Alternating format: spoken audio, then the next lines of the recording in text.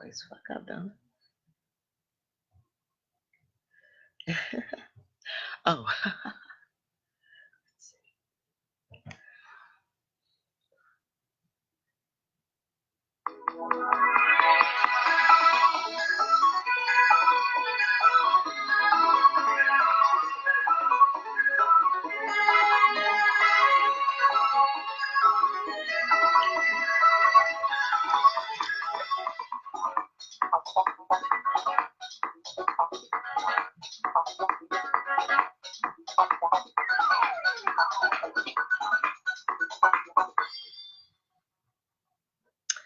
good afternoon and welcome to Sunday Brunch.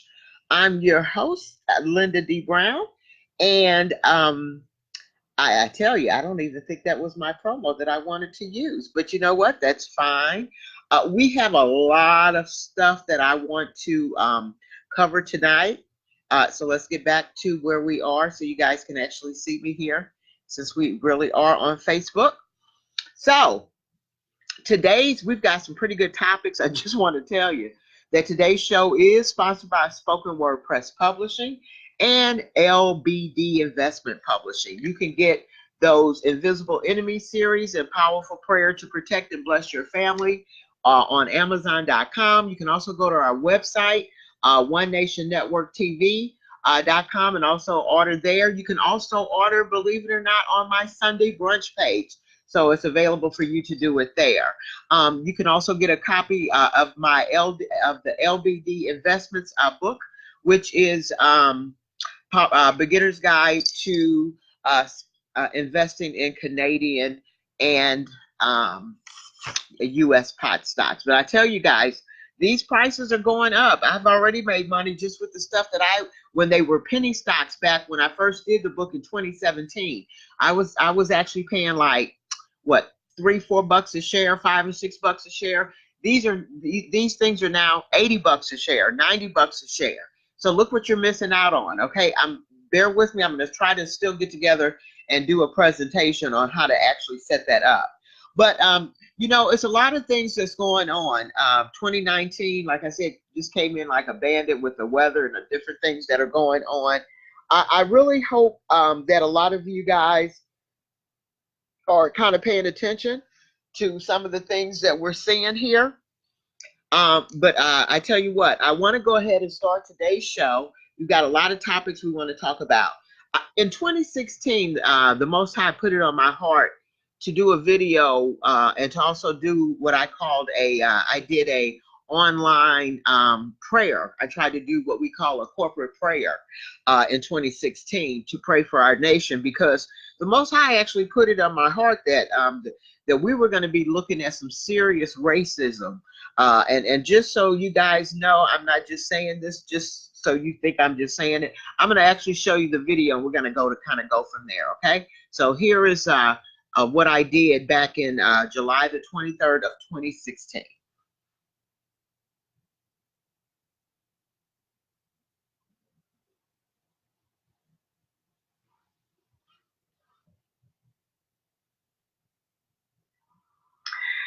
If my people who are called by my name will humble themselves and pray and seek my face and turn from their wicked ways, then I will hear from heaven and I will forgive their sin and I will heal their land. 2 Chronicles 7:14, New International Version. Hi, my name is Lynda D. Brown, and I am the author and publisher of The Powerful Prayer to Protect and Bless Your Family book, ebook, and audiobook. I use this prayer each and every day to make sure that me and my family are protected by the words of God.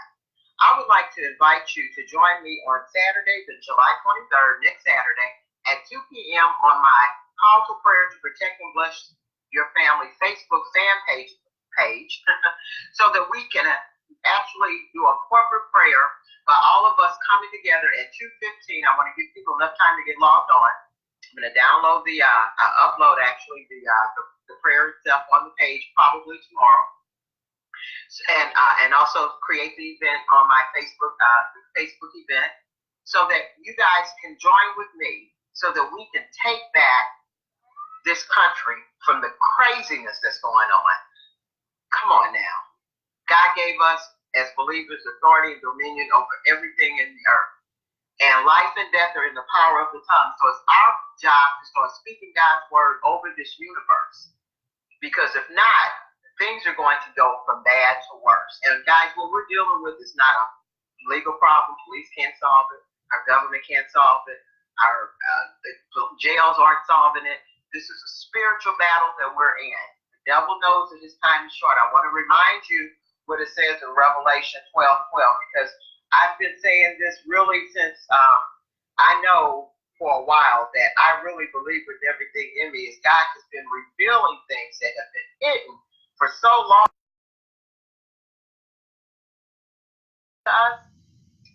Things are being revealed, and I believe that we're in that time of revelation where that's exactly what he wants us to know what's going on.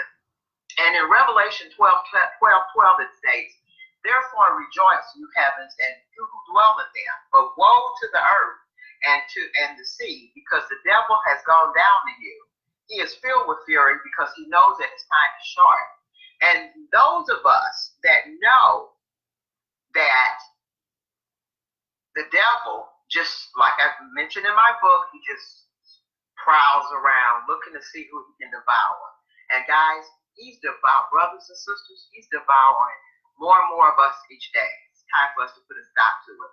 My prayer is not one of those really nice, little comfortable, kumbaya prayers. No, my anointing is spiritual warfare.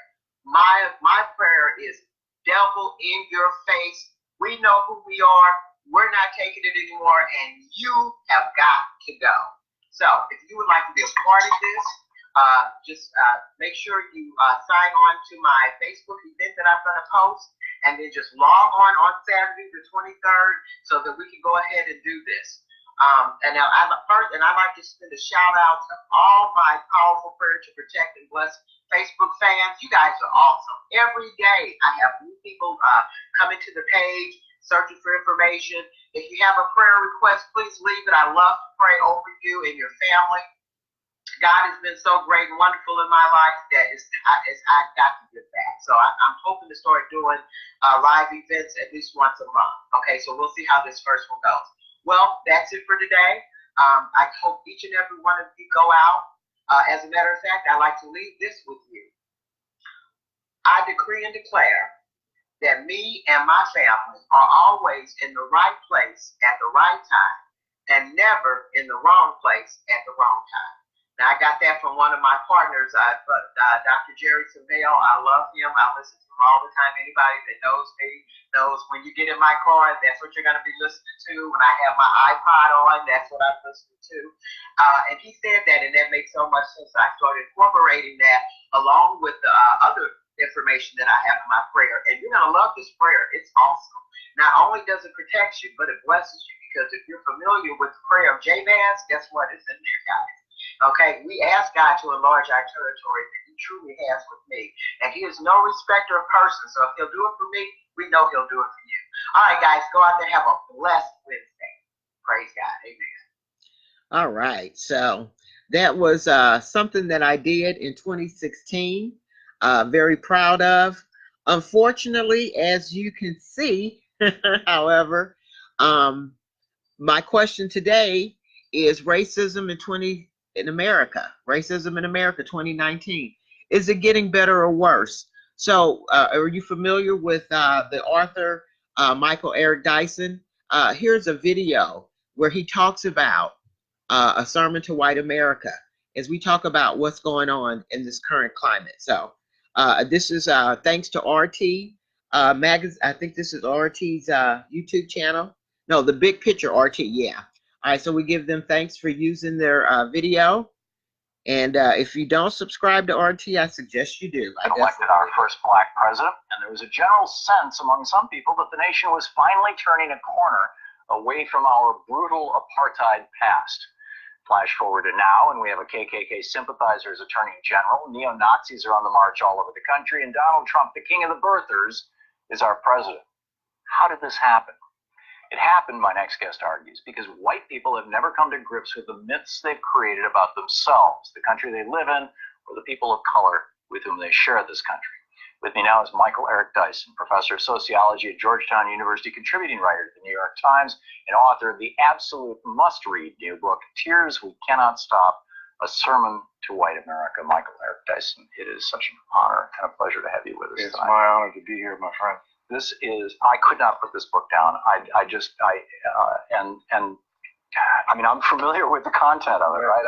I regularly do rants that are the content of this book. No. And yet, I grew up a white kid in a white, kind of lower middle class, working class, blue collar suburb of Lansing, Michigan, and you and I have very different experiences growing up and throughout our lives. And it was so personal. It was so powerful. I just have to say to everybody watching, particularly if you're white, this is a servant. You need to buy this book. So forgive the ad there, but this is my book company thanks you. So one of the principal concepts in the book that has not been discussed, that hasn't gotten the kind of discussion I think it needs, particularly in the so-called mainstream press, which is another way of saying largely white press, I would argue, is this concept of whiteness, of defining whiteness. Right. Can you please riff on that for a minute? Yeah. No, that's a great point. And I think white brothers and sisters are not used to thinking of whiteness as one among a family of identifications racially, like black, brown, red, yellow. When we say race, we think those, but we don't think whiteness.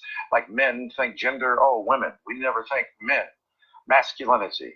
So whiteness is, as I've tried to argue in this book, an invention, a fiction, something created so that people could make sense of ethnic identities from Europe, whether it's Polish, Irish, Italian, Jewish, and the like.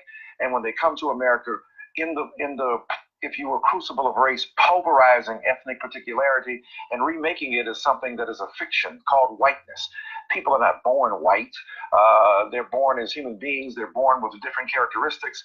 And yet whiteness, as James Baldwin understood it, was a political identity. It's an ascription of a certain set of ideas, superiority versus inferiority, smarter versus dumber, better and purer versus those which are more mixed.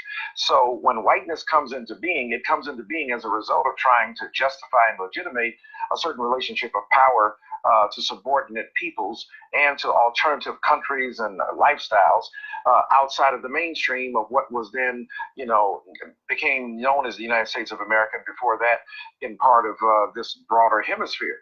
So whiteness is an invention, it's a fiction, it's a mythology trying to justify and legitimate a certain place of white people in the order of the universe, thinking that things center around whiteness, and that whiteness is an inherent identity that is inherently good. And what happens is that many white people don't understand that whiteness gets rendered invisible. Because if you think you're American, a lot of white people say, why can't you people just get over race? Why can't you just talk about being human? Because they see themselves as human. They don't think that they are, quote, raced. They don't see that, whiteness becomes invisible, which becomes universal, which becomes normative, which means that you're just human. But all of that stuff that's caught up in there is rarely spoken about. Oh, and that also implies that anything other than whiteness is not really human. That's exactly what it is. And this is, I mentioned my own growing up because growing up as a kid, I never thought about race, frankly. I mean, outside of looking on TV and saying, oh yeah, there's the marching going on, and it wasn't until I was in high school that I started interacting with people of color and discovering that they were talking about race all the time. Right. And I'd never talked about race. Right, exactly. And that, I probably was 40 or 50 years old before it dawned on me that was the most powerful part of white privilege. Yeah. Where I never had to think about race. I never had to wonder what impact my race was going to have if I walked into a restaurant, if I tried to get a job. That's right. Going to a store, get followed around in a retail store and wondering if you have enough money to pay, or please stop you, wondering if you're going to live. It is one of the marks of a privilege not to have to understand it, not to have to grapple with it, not to understand it as privilege. Yeah. Many white people say to me, look, you're richer than me, you're a professor at Georgetown, what the hell are you talking about? And yet that privilege of encountering a law enforcement officer and not dying is one of the greatest privileges ever. And it has nothing to do with money at that level. It's a presumption of humanity.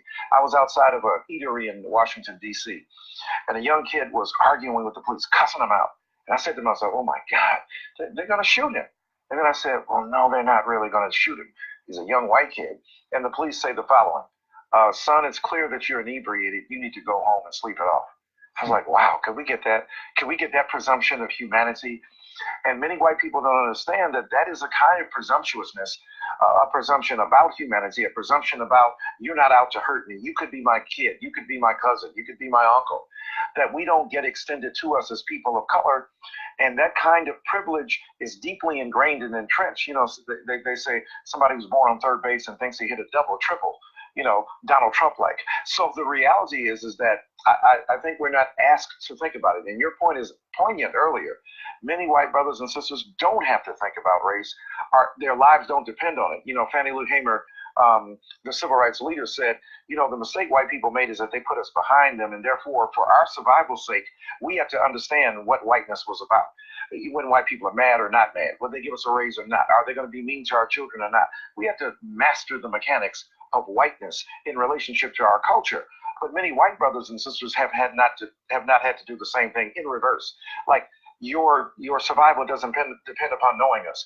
Your livelihood is not contingent on knowing black people or brown or red or yellow people. So as a result of that, there is a kind of privilege that blinds people or that makes them less sensitive to the kinds of issues that black people and other people of color take for granted every day.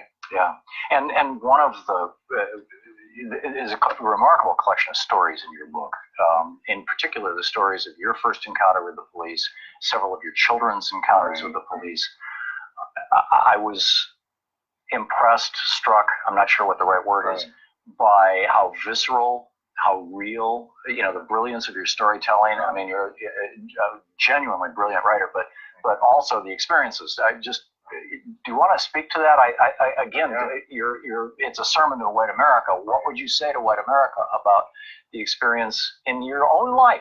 Yes, of color colliding with police. Yeah, no, that's a great point. I've had that from the very beginning as a youth. First encountering the police on the streets of Detroit as a young person. One of the stories I tell is that me and my brother and another friend were driving our father's car, and it had been stolen at one point, but it had been retrieved, but I don't think it was announced, and therefore it wasn't taken off the list. So I can understand the police stopping us, but when I tried to extract my driver's license and registration from my pocket to prove to the policeman, look, sir, this is really not a stolen car, and let me show you, he brought the butt of his gun down on my back, knocked me on the ground, and said, move again, I'll fill you full of lead, I'll shoot you. And it was intimidating. And if I had that experience one time, I've had it quite a few times. And many other people of color, the same story. My son, my daughter, you know, it's terrorizing. You know, in the book, I talk about the fact that what many white brothers and sisters think about Al-Qaeda or ISIS is what black and brown people think about the police. You know, that great line from Jay-Z. He said, back then, back when, the police were Al-Qaeda to black men. I mean, people think, oh, how hyperbolic is that? How dare you make that comparison? But if you're terrorized, arbitrary forms of authority brought down on your head for no other reason than that you are black, or that you look suspicious, or that you engender skepticism, it's difficult for people to understand just how thoroughly degrading and humiliating that is, and how it alienates you from yourself. You know, Marx talks about, you know, work and how you're alienated from your work and therefore your labor is foreign to you. I think that a lot of people are foreign to their sense of, you know, race and identity, and foreign to their sense of humanity, and we are split off. I talk about in the book making us a schizophrenic. On the one hand, you know, we're a dawdling doppelganger, I think, of our own former selves. We want to be sharp and intelligent, and we want to be lucid and articulate, but we feel that we have to cower in the face of, you know, white police authority or police authority in general, and it humiliates us to ourselves, and the knowledge of that is even more stinging. And those are the kinds of encounters that are characteristic of many people of color and the police. Yeah. Do you think that, I'm assuming that you think that most people of color in this country have some sort of extended PTSD as a result of a lifetime of trauma? Yeah. And if so, or if there's a more accurate characterization, what can be done about that? Yeah, that's a great point. Very sensitive point. I think so. I think there is a kind of extended PTSD. There's a kind of traumatizing of black and brown people, black people who feel that the moment they see the police, they're scared, they're afraid. My grandchildren now, when they were with their father, witnessing the police and the tyranny of that potential terror, are afraid when they hear the police sounds now, and the sirens, and see the police approaching. And to see that so deeply ingrained in my grandchildren is disparaging. It's discouraging. It's disconcerting. And it is important for us to acknowledge that these kinds of lethal practices are something we can do something about. But we have to be conscious of them first. We have to acknowledge them. And so many people are bent upon denying the legitimacy of the experience of so many African American people. You know, I'm reminded of President Obama when he was in office. He kept saying, you know, black people are not just making this up. And the reason he kept saying that is because so many people were thinking, especially white people, that it can't be like that. It can't be that bad. It can't be true.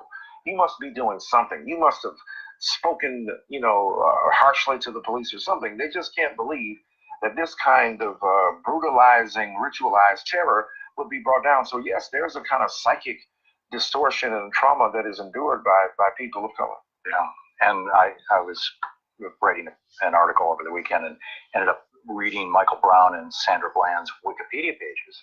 They've been rewritten so that the first 3 or 4 paragraphs are all casting them as demons, essentially.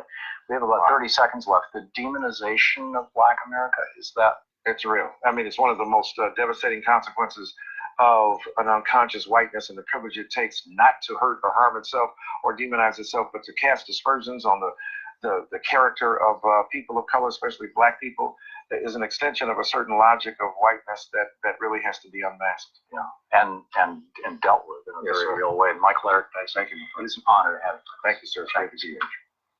All right. I'd like to thank you, Michael Eric Dyson and RT for that very informative news. I did not know that they had went in and redid Sandra Bland's Wikipedia page. Always remember, guys, Wikipedia is very edible. You can always go in there and change it and make whatever changes to any story that you see on there. So I do want to remind you of that. Another story that I want to talk about that hit the news over the last couple of weeks was the whole incident with the Covington High School kids, the American Indian, and then the Black Hebrew Israelites. So let's go ahead and take a look at that, and we're going to explore that a little further, okay? Let's see where my video is for that. Okay, I think this is it. Here we go. Of an encounter between Kentucky high school students and a Native American elder that triggered nationwide outrage. The incident happened Friday afternoon at the Lincoln Memorial in Washington. Initial video posted on social media appeared to show the group of boys surrounding and taunting a Native American activist and military veteran, Nathan Phillips. But we're learning there's more to this than the first video showed. Jen Crawford is in Washington. Jen, good morning. Good morning. The students had just participated in Friday's March for Life rally, and they were waiting there near the Lincoln Memorial just as a rally for indigenous peoples was wrapping up nearby. Now, that first video, which took off online, appeared to show what people thought was the group of students instigating some kind of threatening encounter. But new video tells a different story. This viral video of high school boys surrounding Native American activist Nathan Phillips, who stoically beat his drum, caused outrage. But a different video surfaced Sunday that showed what happened before the encounter. You little dirty crackers, your day coming. Your day coming. When a radical group of protesters called Black Hebrew Israelites taunted the boys for more than an hour with racist and homophobic abuse. Okay, so let me stop right here and say this is what we're going to be kind of talking about. Because we're very familiar with the Native American, we're very familiar with the Covington kids from Kentucky, but who are the Hebrew Israelites?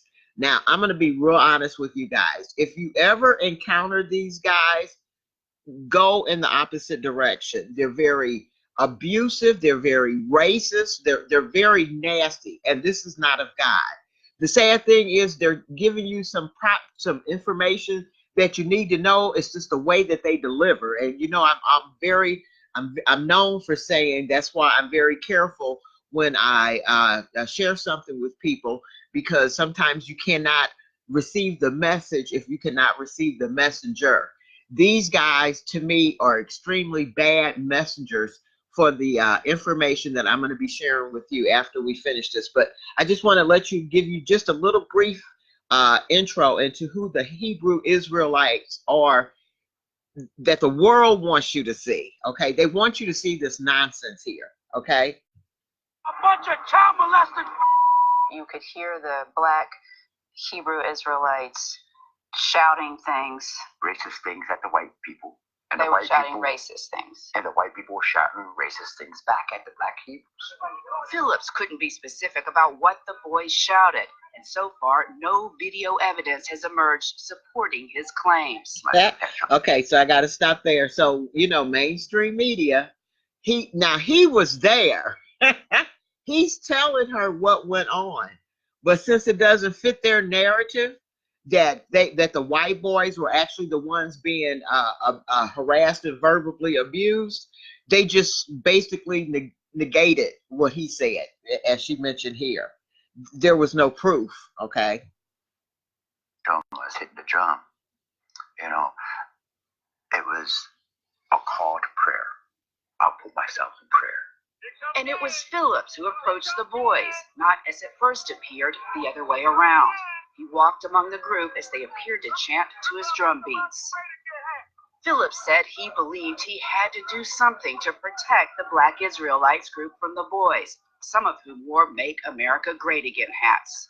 These students, they're starting to get this mob mentality. And what did you see that made you think that it was a mob mentality? Well, over 100 individuals, and all of them just hollering things out together. A parent of one of the students told CBS News the boys were told not to engage. Instead, were doing high school chants. Student Nick Sandman said the boys did not shout racial epithets. Sandman was shown in the first video standing close to Phillips as Phillips continues to beat his drum. In a statement, Sandman says he never interacted with Phillips. To be honest, I was startled and confused as to why he had approached me. We'd already been yelled at by another group of protesters, and when the second group approached, I was worried that a situation was getting out of control. Hey, back up! Okay, let me just state for the record that after all this happened, I don't know if you're aware of this, but his parents actually hired a PR firm to help him negotiate himself around this situation. They hired a PR firm. He's in high school, okay? Wilson said he tried to defuse the situation. That's where that explanation they were comes from. So I got in between those men and the boys and pushed the boys back. Eventually, I could get 8 to 10 of the boys that knew me, and I said, we need to get out of here. Now, school officials had issued an immediate apology and said they'll take appropriate action up to and including expulsion. That was, of course, before all the other videos emerged. Parents said students have received death threats. Bianna? It shows this real world we live in, Jana, viral videos, right? And people jumping to conclusions without knowing the full story. I'm not saying that once we know the full story. All right, so we're going to just let that go, mainstream media. But you know what? But the question with all this is, because it kind of got lost, again, they just wanted to show you a very negative side of what or who or what are the Hebrew Israelites. So let these guys explain to you who they are, okay? They're coming up to the truth of their... You might want to hold on to your hats, or grab a piece of paper and some pencils, or grab your Bibles, because they're going to give you Bible verse as they show you why they say what they're saying here, okay? heritage and realize this is their book. This is written about their family. You can easily see it from beginning to end that this is about one people that the nations can cleave to and become reborn and become an Israelite. He's not the God of the Gentiles, the Hudim, the Greek. He's only the Elohim of Israel. He says that the Hebrew Israelite movement is leeching off the Christian church. Isn't that the biggest, most hypocritical comment you've ever heard in your entire life? Christians have done nothing but leech off the heritage of another people. They practice replacement theology and put themselves as the people of the book. Yahweh has a people that he was sent to, and it's the lost sheep of the house of Israel, his firstborn son. That's who Yeshua was sent to. I am not sorry to tell you that Abraham, the father of the faith, was not a Christian. He was a Hebrew. I am in no way apologetic to tell you that his son Isaac also was a Hebrew. And I am no way going to tiptoe around the fact that Jacob was a Hebrew whose name was changed to Israel as one that struggles with Yah and overcomes, who gave birth through polygynous marriage to the 12 tribes of the house of Israel. Because I thought we had nobody Hebrew Israelite commandment keepers until just about 20 years ago. I thought, according to vocab alone, this is some relatively new movement. Well, let's keep going. The Pasaginians, also spelled Pasaginians, were a religious sect which appeared in Lombardy in the late 12th or now 13th century, and possibly appearing much earlier in the East. The Summa Contra Hereticos, ascribed to the Praepositinus of Cremona, describes the Pasaginians as retaining the Old Testament rules of circumcision, kosher foods, and Jewish holidays. In other words, they observe the law of Moses, accept and respect to sacrifices, and thus were given the name circumcision. There's another name that we got for these people. So it's all over history because of the arrogancy of the Catholic Church to preserve these records. And I thank y'all for it. Because now you have these self-prescribed scholars and teachers like vocab alone that don't know anything about historical documentation concerning the commandment keepers. Alright, so this video is about black people and how they're actually superior. It's not just physically and all this and genetically and all that stuff, but actually they're the chosen people. Not all black people, but a lot of them, and even I could say, I don't know if I could say most of them, but many of them. Specifically the people that are living in America, and specifically the people who have been sent all over the earth on slave ships. Those people are superior, even in the Most High's eyes himself, because those people are the Israelites. And there's a scripture that says, not only it says if you bless them, you'll be blessed, but there's also one that says you have to cling to them or you can't even be saved. So for one, that means acknowledging who they are, obviously. And for two, it means reading even their own scriptures, because these scriptures are not for everyone. They're for them, and if you want to follow after their God, of course he is the God of all, but he's not all people are his people. You see how that works? So if you want to even be saved, you need to get in line, and you need to step behind his chosen people. Okay? And the reason that this earth is gone behind racism, is because we live in a satanic world, and Satan exclusively hates these chosen Israelite black people more than anyone else, and he hates them and he wants to bury them. Because not only he hates them because they're chosen, but he hates them because literally, like I just explained, they are your and my hope to be saved. Of course, we don't need them, but salvation is for them, and it's for all who cling to the truth that came down through them and for them. In other words, they're first, you're second. This is explained not only in the Bible, but also all of the books that should be in your so-called Bible, but were not allowed in by the Freemasonic organizations that rule and control the earth, because they don't want you to know all that truth. But it is out there. I know it's in Baruch. I know it's in Ezra's. Those are books of the Bible, guys. And again, say it again, black people, especially the Hebrew Israelites, the actual chosen people of the Most High, who was sent on slave ships, not for the sake of all of them, but for the sake of the many. Because just as all humans are fallen, the majority of them oftentimes did not follow after him, but he always had his Zion. He even always had his prophets. He always had his faithful people. But they were even sent into exile for the sake of the many. Because the Most High isn't playing around, and he deals with people as a whole. So he even deals with his chosen nation as a whole. So wrapping up this video, his chosen people are the black people who were sent on slave ships. You need to bless them if you even want to be blessed on this earth. And if you even want to be saved and make it into the next earth, you need to cling to this truth. and even metaphorically and even literally cling to them, because salvation is not for everyone.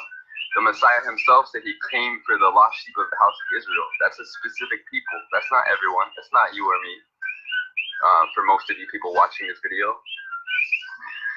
Of course, a lot of Hebrew Israelite camps are not telling you the full truth about this, maybe because they do not know, hopefully for their sake, you know. But what they're saying is, oh, that means no one can be saved unless you're an Israelite. It's not true. The reason he said that is because this ministry begins with them. Deuteronomy 28, verse 68. And Yahweh shall bring you into Mitzrayim, Egypt again. Okay, now for those of you, because trust me when I tell you, the Most High had to wait till I was ready to really embrace and understand this mindset. Because you got to remember now, I grew up at Mount Zion Baptist Church in Richmond Heights under Reverend Fitmont. I love church, but not once have I ever heard this. And it wasn't until right around, it was after 2014, after the whole Michael Brown incident, that just watching black men and black boys just dying like every day. And I'm like, and finally I just had to cry out to him. And I said, why is the enemy? Because remember, our fight is not against flesh and blood. And this is what I try to tell people. This is why Dirty and I do our One Nation show. It's not people that you're fighting against. It's against these principalities and these spirits in the air. And see, unfortunately, the church, they'll talk about God, they'll talk about angels, but they don't really, you notice they don't really talk about demonic spirits. A lot of them are afraid to talk about it. A lot of them don't really know about it. A lot of them are don't care to discuss it. But you have to know how to fight back. And but here, I stopped this right here to say, if you really don't believe this, all you got to do is go to Deuteronomy, just like he said. I know it's Deuteronomy 28. I think it starts in verse 60. And just start reading along. And if that applies to anybody other than blacks, please holla at me. Holla at your girl, because you know I try to keep it real on here. If what this man is about to say resonates with any other class of people other than black Africans that came through, black Americans that came through the transatlantic slave system. If it applies to anybody other than that, just let me know. You can hit me up on Facebook, send me a message. My email address is sundaybrunchwithlynda@gmail.com. I want to know what you guys think, because this is a wake-up call for us. I've actually started. I have a Patreon page. This is a page where it's a membership page. You have to actually sign up for it. It's not that expensive. $3, $5, $7 a month will get you all my information, discounts on my books. But I've discussed things that I can't discuss with everybody. Does that make sense? So I'm going to have to limit that to just people that just want to be a part of this discussion, because this has been a wake-up call for me. And another thing I want you guys to think about is 2019, this 400 years that this, not this guy, but the next guy that you just saw, that I'm getting ready to, when I play this, he's going to be talking about the 400 years is up. So what the Most High has in store for us is getting ready to be a turnaround. And it's very exciting, but it's also going to be very scary for those that are not Hebrew Israelites. So let's just play the clip. You're an Israelite. It's not true. The reason he said that is because this ministry begins with them. Deuteronomy 28, verse 68. And Yahweh shall bring you into Mitzrayim, Egypt again, with ships. And the way of which I said to you, you shall see it no more again. And there you shall be sold to your enemies for slaves and female slaves, and no man shall buy you. And that is what happened to the regal class of the house of Judah. And I want to give you a brief history. I won't go into it too much, but I can't just make that statement because there'll be people that will push back. But I want to give you a brief history on slavery. I was just amazed, I got to tell you. I mean, when you come to America and you talk to people about slavery, you can talk to black people about slavery, white people about slavery, and they'll give you all this history on slavery, and it only goes back to the 16th and the 17th century. And you're like, don't they teach you the history of slavery? No. Why? Ask the bloody question. Yeah. Why are they only teaching you the history of slavery as far back as the 16th and the 17th century? Why are they only going that far back? Because they don't want you to go farther back than that, because then you'll actually find out the truth. But from the 16th and 17th century, we'll teach you about slavery. You've got to go further back, and you've got to understand and question, why do they do this throughout the whole of America, in all the public schools? Why do they only go back as far as the 16th and the 17th century to talk about slavery? We've got to go further back than that.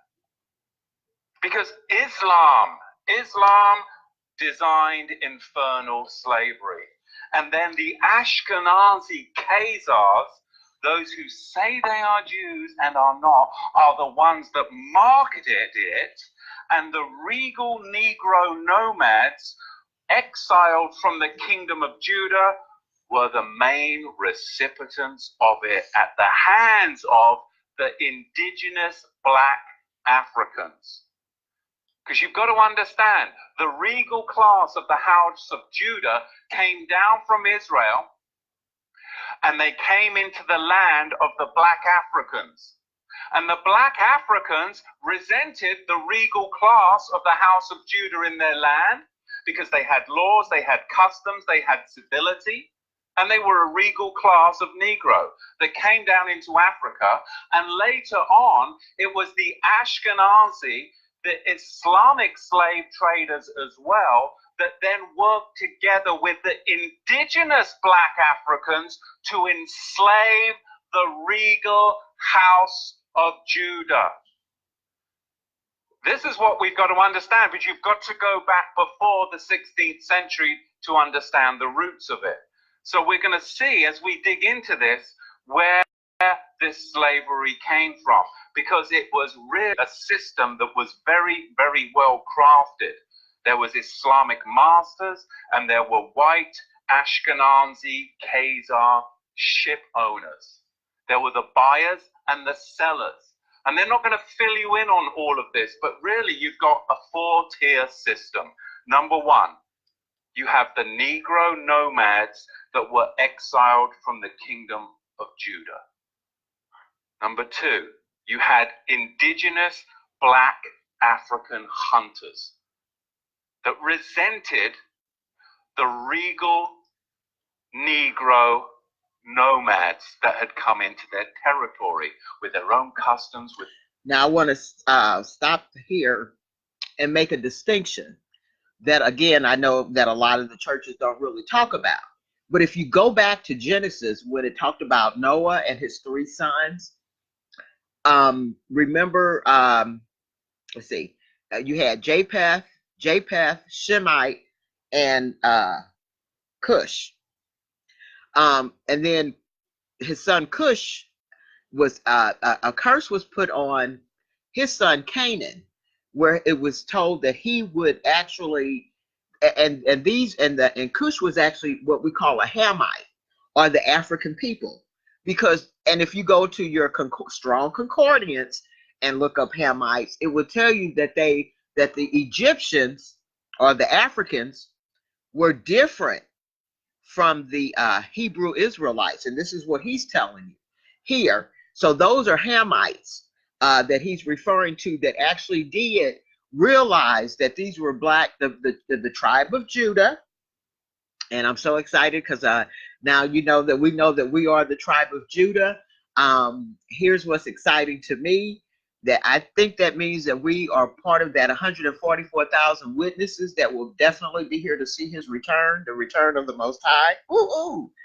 But this is what he's talking about. So because you know you've got it even in some textbooks, the slaves sold slaves. No, the slaves knew that they were not selling Hamites. They were selling Hebrew Israelites, as this young man was saying here. And there's a book, and for those of you that would like more information, hit me up on Facebook, and I'll send you a list of books that you can go and do the research yourself.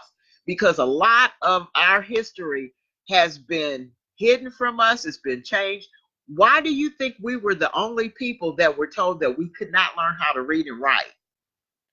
I don't remember even the immigrants that came in from like Ireland and even the Japanese. I never ever remembered hearing about them being told that they could not learn how to read and write.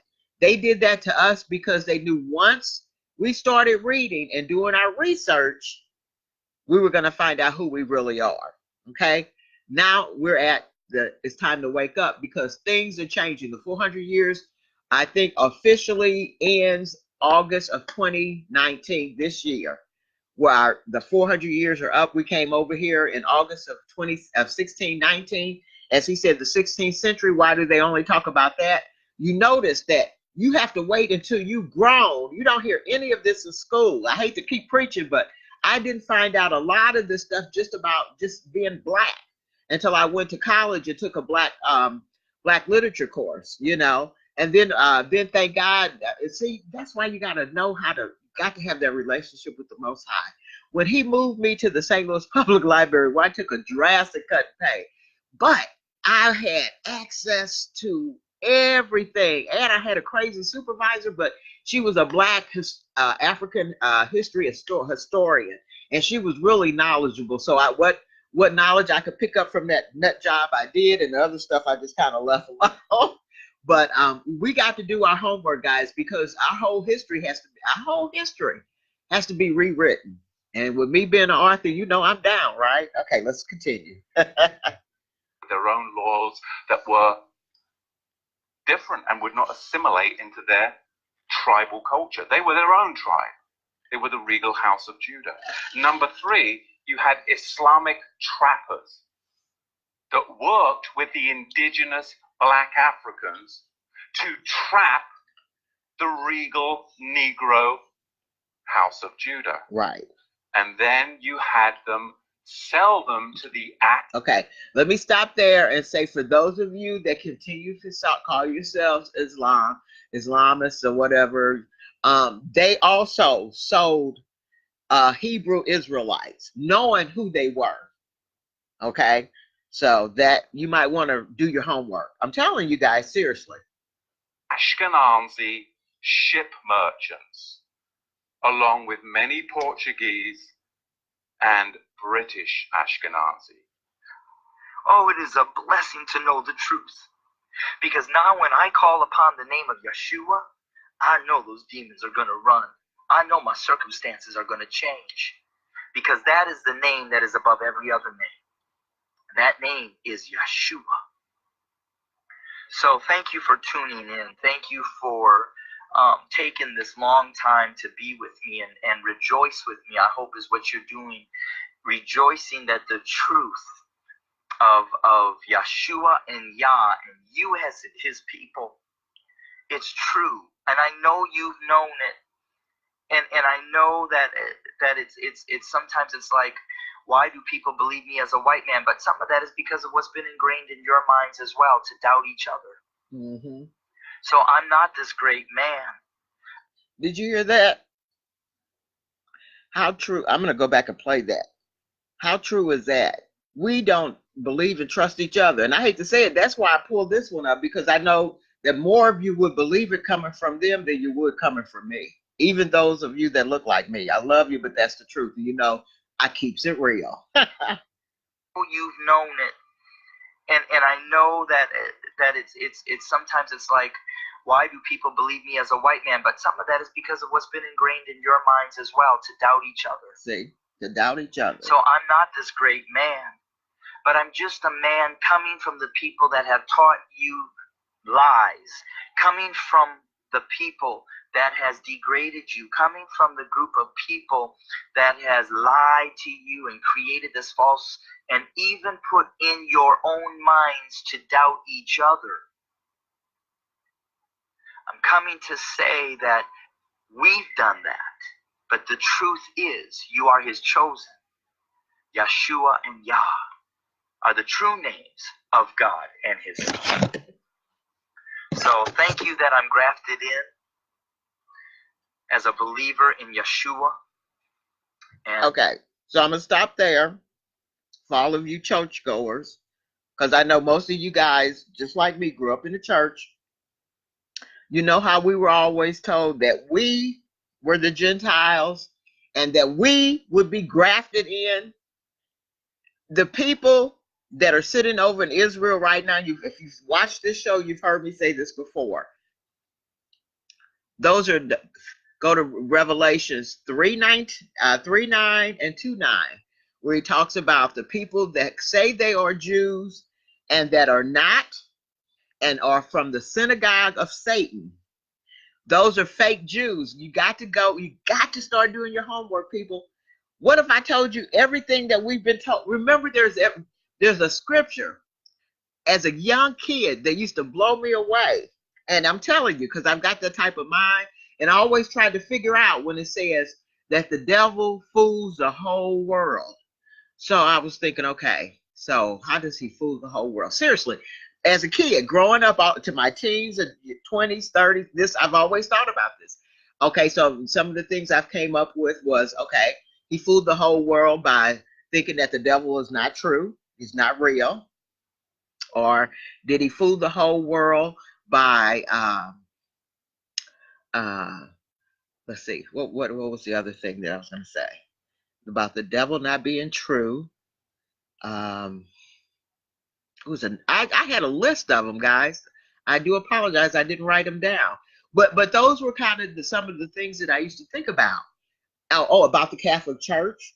That I've had some issues with the Catholic Church and all of the sexual abuse of children, and now nuns that we're learning of. And I've always kind of known that was not of him.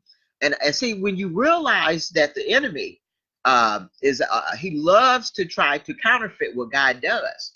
So I believe that Roman Catholic Church is his counterfeit.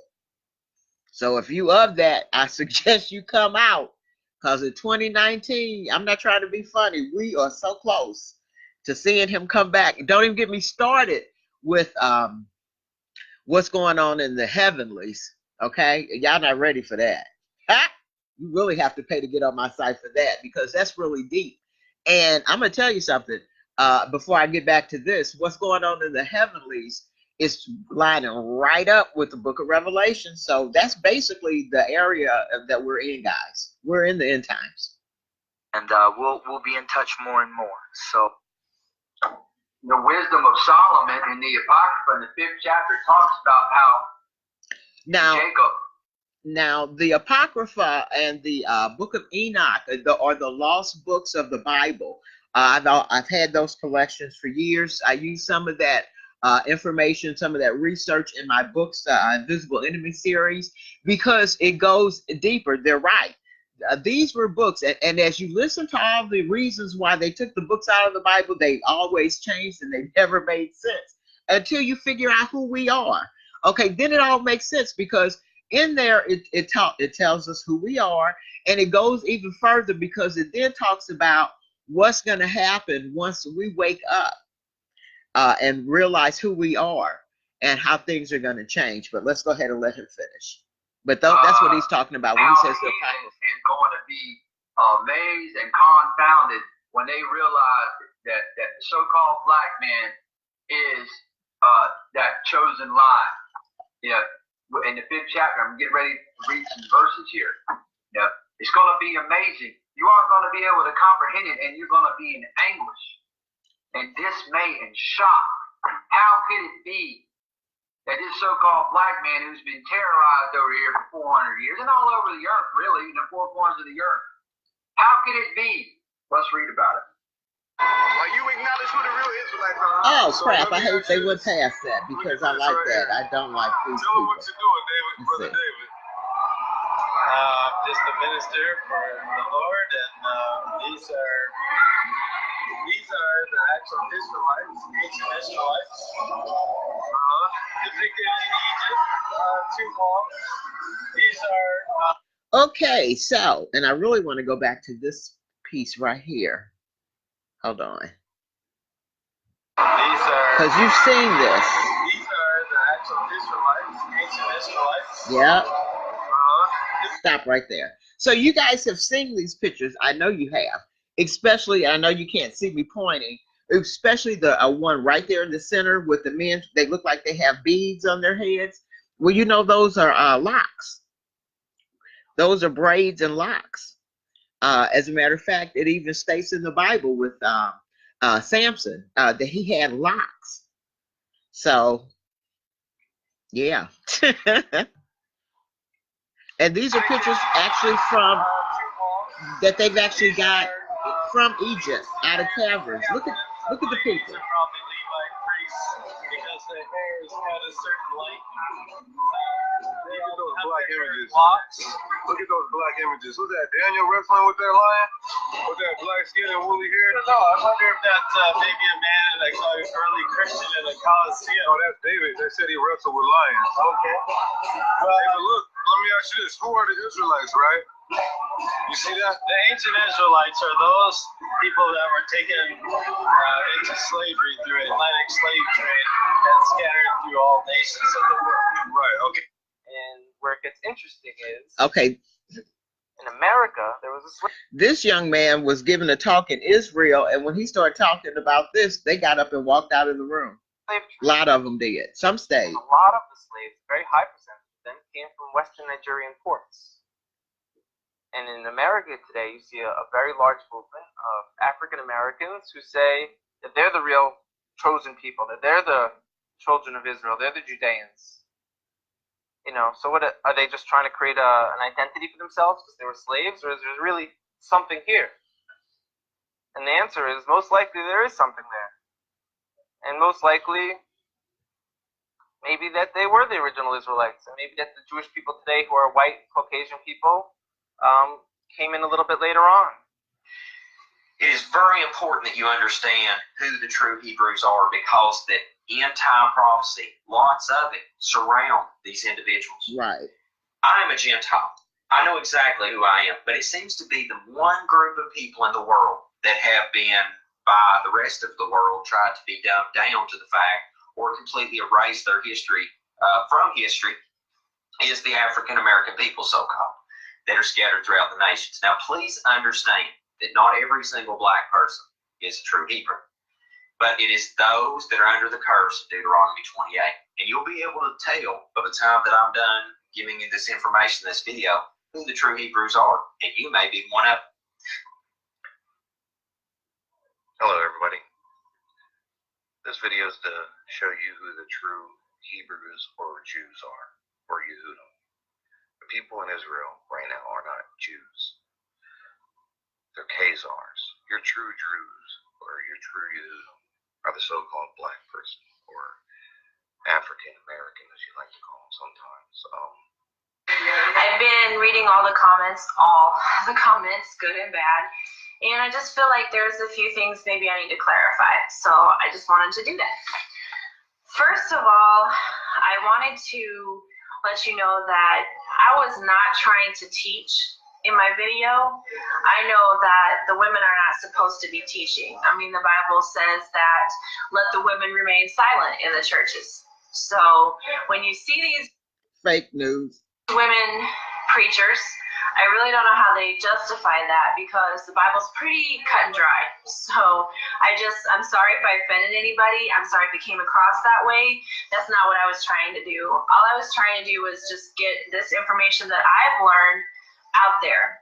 So like I said, I'm sorry if I offended anybody. That was not my intention. Like I said, I was trying to get this out there to everybody. And as far as waking up the white race, I'm not sure about that, honestly, because the comments that I have gotten from the white race have been pretty bad. People called me every name in the book, telling me to go kill myself, telling me to. And these are her Christian people that got upset because she also discovered who the Hebrew Israelites really were. And she shared that. So she got attacked first for teaching as a woman, and some of the, I think the Episcopalian, no, I'm not really sure. That's to come out and do the church thing and organized religion crap, because if you remember, Yahweh, or Jesus, as you guys call him, he also had women with him. He had Mary Magdalene, and then he had Phyllis and Lydia, as you go back, that also worked with the apostles. So see, again, the reason why the church is so ineffective is because they go by the tradition of man, just like it said in Matthew. He said, my word is of no effect, because you are so stuck in your traditions. And it's so true.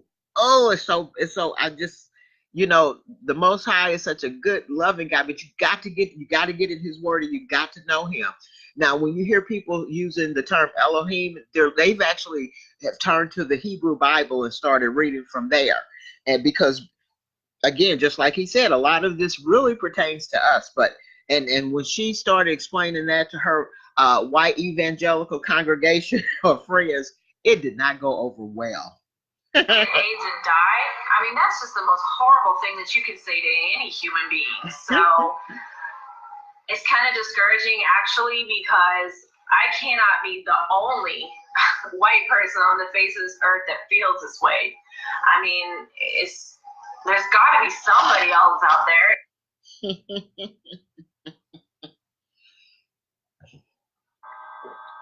What I'm about to tell you is that the Israelites, so-called Jews that are living in Israel today, are not real Israelites. The real Israelites are We're going to go a brown little over, guys, because I want you to see this. What happened was when the black people that were the true Israelites, the brown people that were the true Hebrew Israelites, fell from God's word as it is written, were cursed. So what happened was Rome came and sacked that land, and they all fled. They went in all around the place, all around up north, south, east, west, but mostly down into Africa. They lived there for a little while in the wilderness until they were taken by slave ships to the Americas. Shalom to everyone, to the children of Israel, to the 12 tribes, to the saints of the Most High. I got this book when I found out the truth of who the true Hebrews were. It wasn't enough for me to just know. I felt it was my duty to go in and truly study their history and what they endured. Because I have a hard time with those of you with white skin saying, it's in the past. It doesn't matter. So my question to you